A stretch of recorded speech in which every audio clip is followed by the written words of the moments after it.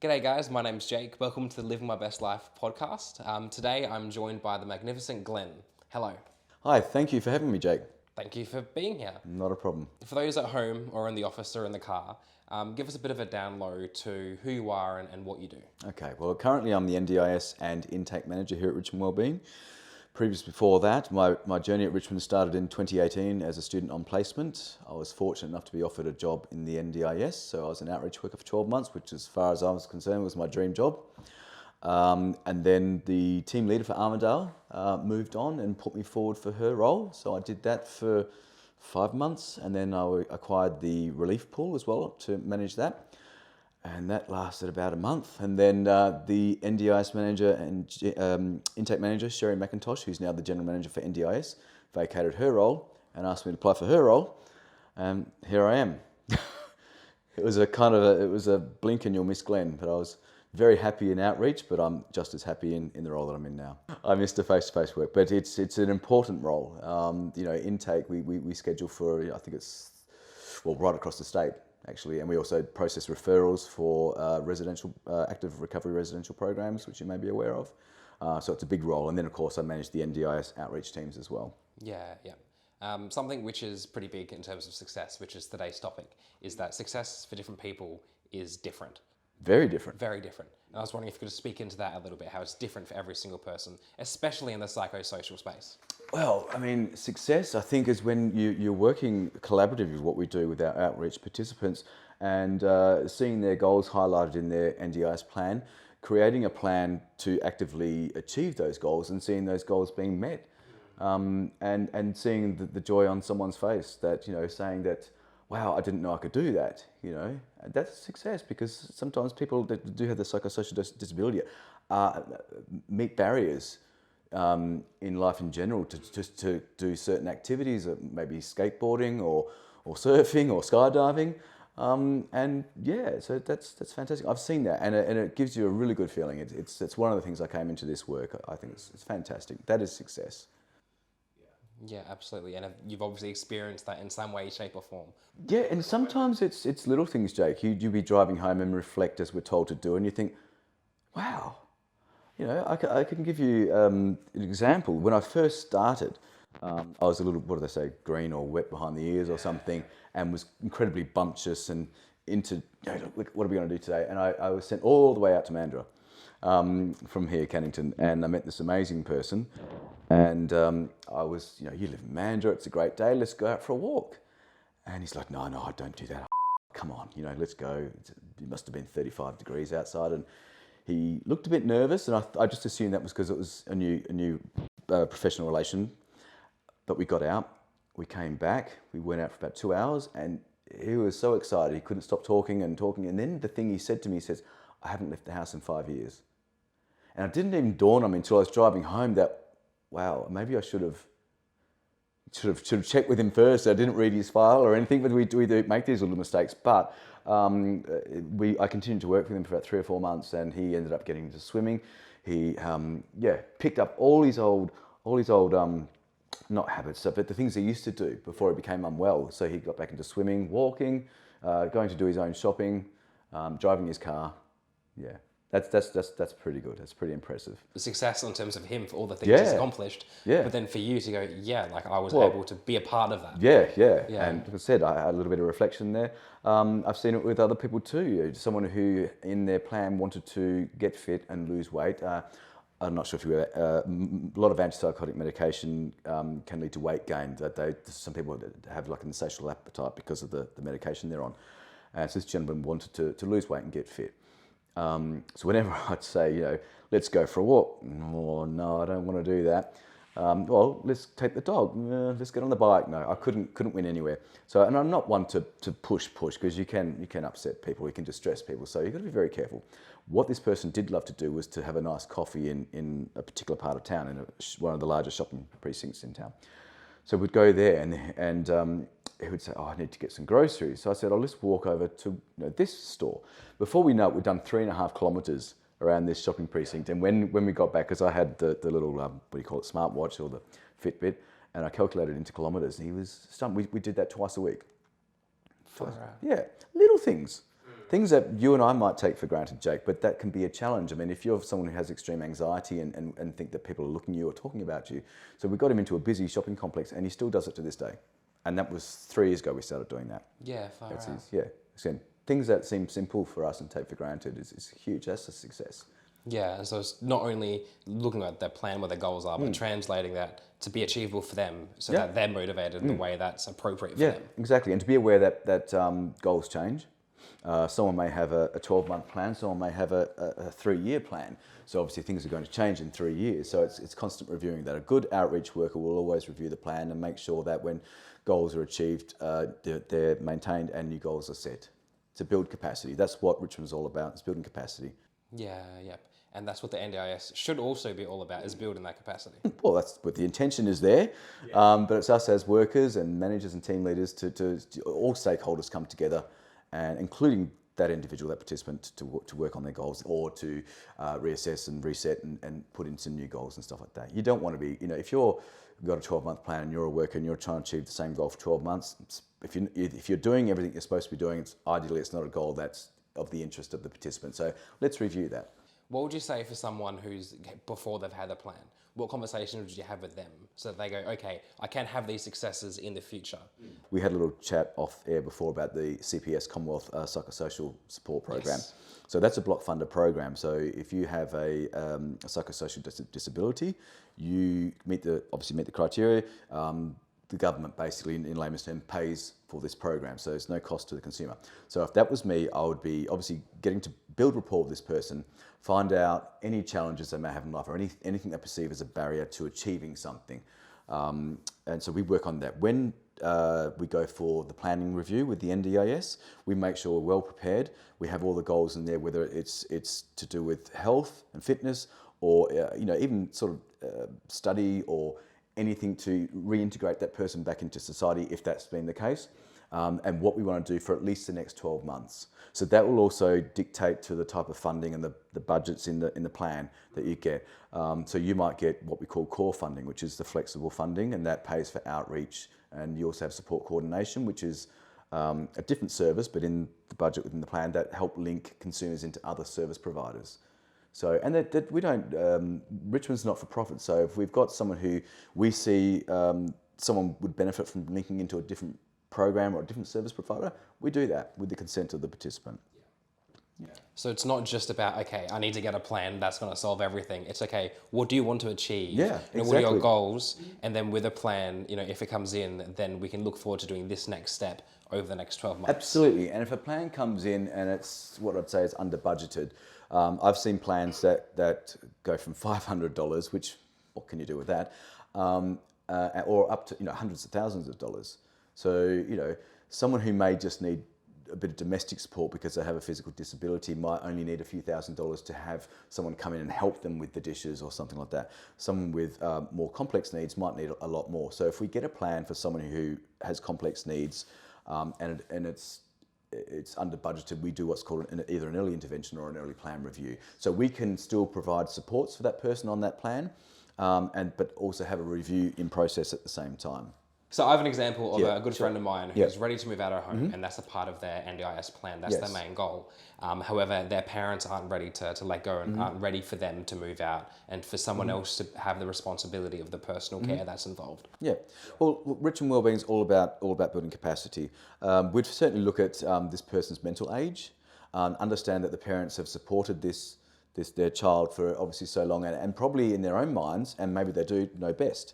But we also at Richmond Wellbeing and other providers, we have active recovery residential programs. So if it was, the parents were worried that their child was going to go into a private rental and may need something in the middle of the night or might need extra supports, there are other programs. So we mentioned before off air, the ICLS program. There's also supported independent living programs. There are lots of other, Arnott Villas, St Jude's, all these people that provide around the clock care. Some of them not 24/7, but there are some that are, and they help build capacity. So let's just say, for example, I don't know your friend, but we'll just say that she's 25 and maybe it is time for her to move home, but parents have sort of, babied her or nurtured her for so long. But maybe through talking, conversation and assessments, then we could decide, we think this young lady can live independently or can live in a situation, in another residential program where, and the programs are great. We've had, if you've read much about LMBL, the feedback is amazing. Oh, yeah. And, they're all inclusive. The CCU, which has just opened recently or is about to open in Aurelia, have Thursday nights family barbecue night.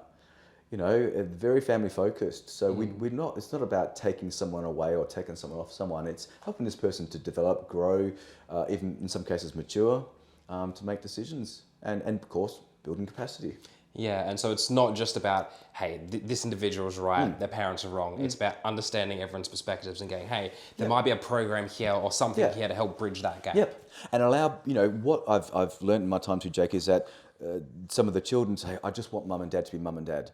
I don't want them to be my carers. I've got someone to support me there. I'm now living in this residential place. It's great. I've got lots of friends here now, and if I need support, I've got it.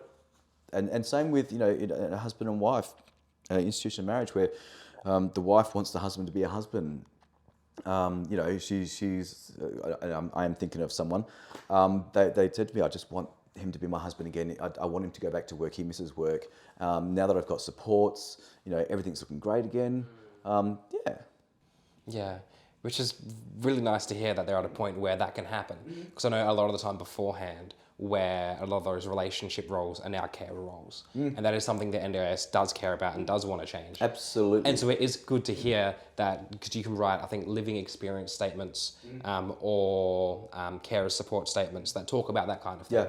So to know that can be successful and that those relationships can go back to what they originally were. Exactly, and it's not a bad thing. I mean, you're married and you've been ill recently, and you would have had your wife there to support you. That's what husbands and wives or partners do for each other. But when you've got these other supports available that can come in and just help and be a support, take you to the shops if needed, and or just be there to have a good conversation with, and then the partner can go back to working and stuff like that. Okay, I was fortunate when I was a placement here at Richmond in 2018. The person that mentored me, fantastic guy, introduced me to one of his what we call participants. She, at the time when I met her, she was asking me if I could help her with her laptop. She'd love to, I think what they're called, like not slideshows, but multimedia things. That she was just learning, but she was struggling, and I was able to show her how to put some music to things and stuff like that. And she was also struggled a little bit with grammar, and she'd found out through Jason that I also taught English or tutored English. So we just built a really good rapport. Now she was on one of these block-funded programs. Back then it was called Partners in Recovery. It's basically like the CPS program we just talked about a little while back. And the idea, as the goal is to have this person transition to NDIS. This person had psychosocial disability, formal mental health diagnosis, and also a physical disability. Now, I wasn't in the process there of transitioning. I didn't have the qualifications then, so I'll just go out and support this lovely lady. And I think they tried for 2 years to get her to access the NDIS, and the NDIS was, whatever reason, I wish I was privy, but I wasn't, she couldn't access the NDIS, but the CPS team did not give up. They kept pushing and pushing, and that's what they do. They gather the information. If it's not enough, they'll go back to find something else. Now, this took probably 2 years. I'd already moved on and done other things, still within Richmond. Occasionally I get little updates.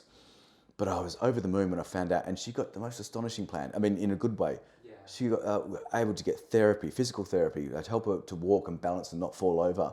That got her out of the house, got her doing all these amazing things.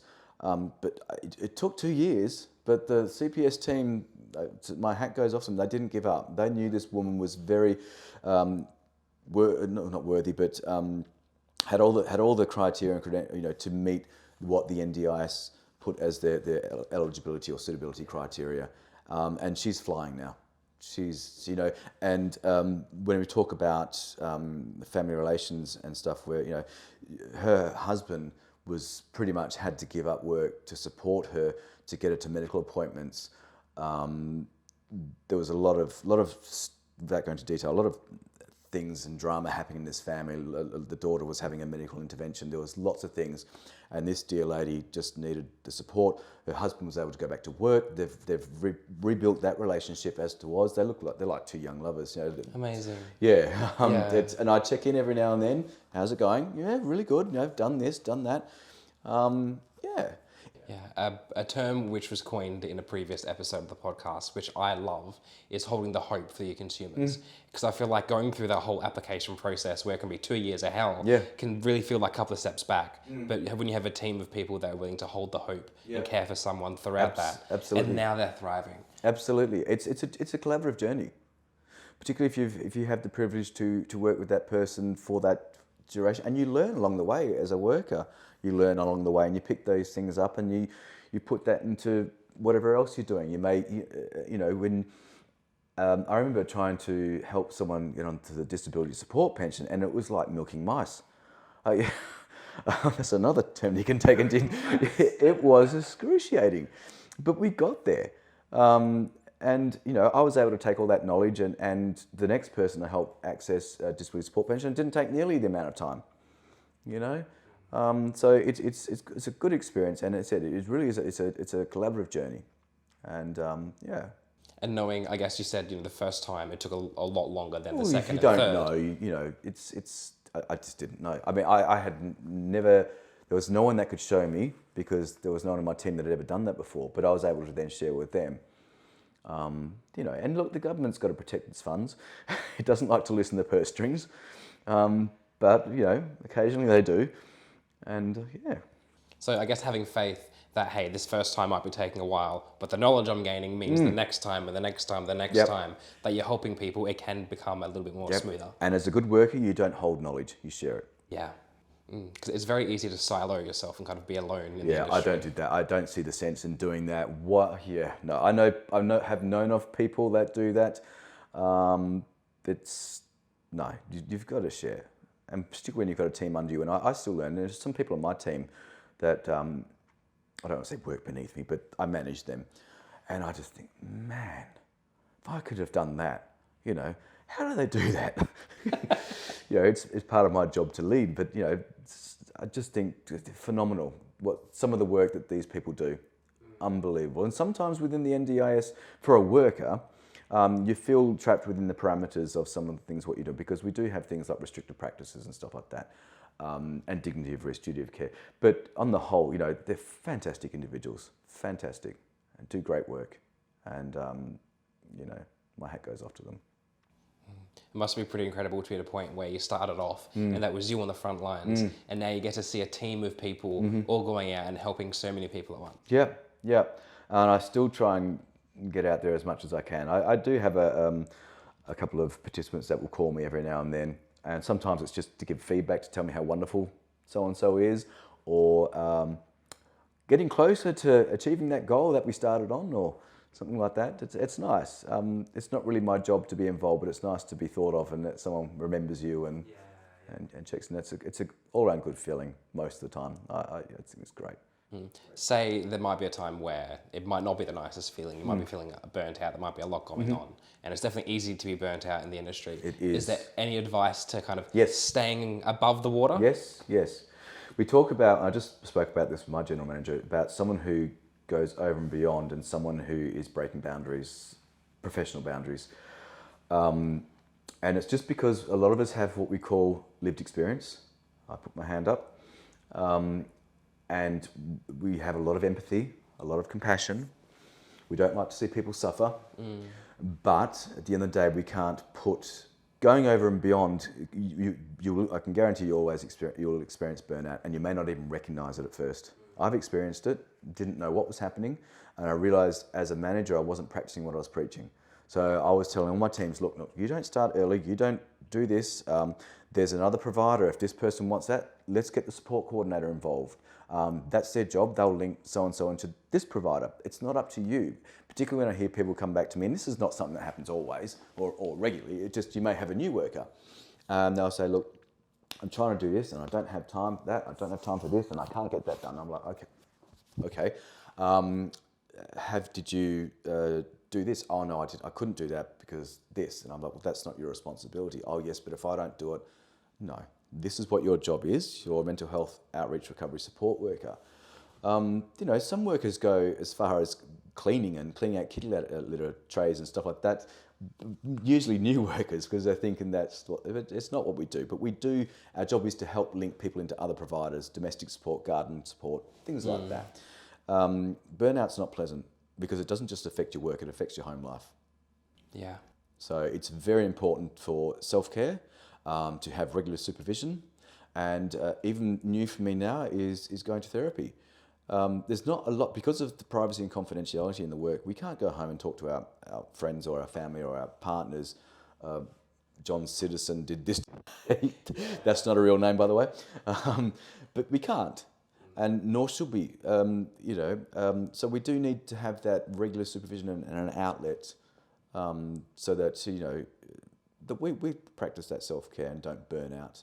Yeah, I think something that's held on to me is that, in a plane, you need to put the life mask on yourself first, and you need to carry that in your work as well. Exactly. It's the other one is, if someone's in the hole, you don't have to get in the hole with them, you can extend your hand. Yeah. It's very real, burnout. As I said, I've experienced it, and it's not pleasant for your family. So regular supervision is a must, and it's much more effective now, and it's much more regular and more formal. And it's good. You're dealing with, you might see 3 people a day, Jake, 3 or 4 people a day, or support them, and you could be working with various types of trauma, and that can be a heavy burden sometimes. Just part of our job is listening, and sometimes we're hearing what we're listening to is not the pleasant thing. And a lot of the times it is pleasant. You hear a lot of success stories and stuff like that. But yeah, self-care. Yeah, so I guess programs, at least for me, like EAP, where you can have those scheduled counselling sessions just to get stuff out, so that you do listen, but then you do get it out again, so it's not just circulating in the head. Again, that's another collaborative thing, but it's a freedom in, people might even call it like praying. There's a freedom by being able to tell someone who shares that confidentiality just about everything that you've experienced. Again, we don't go out and name names, but you can just let it all out. And sometimes it just takes that to tell a complete or perfect stranger what's been going on. Yeah. And then, if they're a good therapist, they'll give you a couple of tools. A barber can leave his scissors or his clippers at work when he goes home. And it might sound like a funny analogy, but it's the same thing for mental health workers. You have to leave all that at work. Yeah. You can't take it home. It's too consuming. Well, thank you, Glenn. I have loved sitting here and listening to all your stories. Thank you for listening to me. Of course. But no, thank you. You're welcome. And thank you to everyone at home. I'm sure you've been inspired in some way, shape or form. And yeah, look forward to seeing you guys on the next episode. Cheers.